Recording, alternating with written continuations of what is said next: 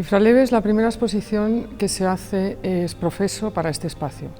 Contábamos con una serie de obras de Imma Femenía en la colección Per Amor al Art, pero con esta exposición la Fundació Per Amor al Art da un paso más en su proyecto de mecenazgo cultural.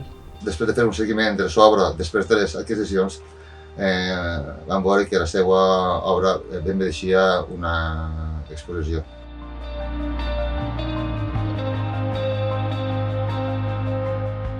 Infralleu recull el meu interès per la imatge pixelada i per la llum tant artificial com natural i com aquesta llum està conformant el nostre entorn.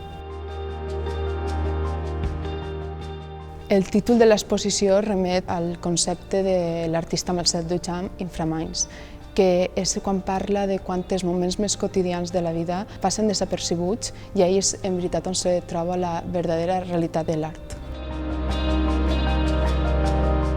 Adoptamos poéticamente este término para hablar de las investigaciones de Imma sobre la materialidad de lo digital y el protagonismo de la luz. Infraleve significa un espacio infinitamente pequeño y por ello nos interesaba la materia que está pegada a los plásticos, el color como materia, pero también la sombra que podemos ver reflejada en los objetos en la sala que está a oscuras.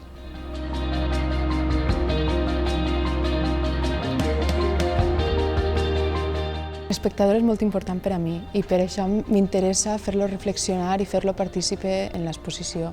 En les instal·lacions ha sigut important pensar en el recorregut que va tindre i les possibilitats de percepció que pot tindre en l'obra.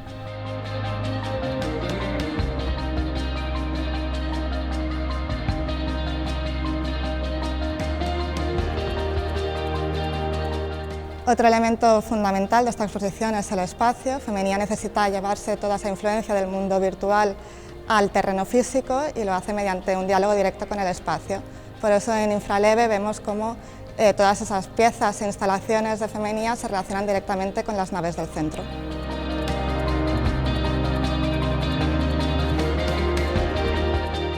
Aquestes exposicions són molt importants per la carrera dels artistes quan comencen, ja que primera és un repte i després també es mateix arribar a un públic tan especialitzat com és general i tot això acompanyat amb una publicació que es converteix també en una eina molt important per difundir la seva obra.